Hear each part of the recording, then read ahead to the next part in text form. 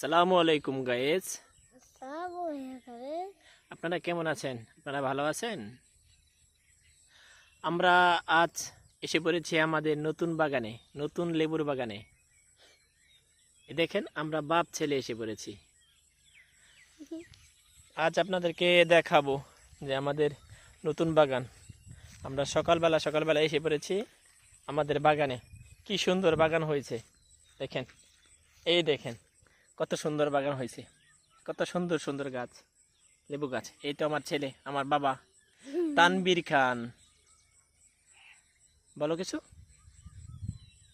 যে আমি আমার আব্বুর সাথে বাগানে এসেছি, আমার সাথে বাগানে এসেছি, বাগান দেখতে আসছি। বাগান দেখতে আসছি। দেখুন ভাবে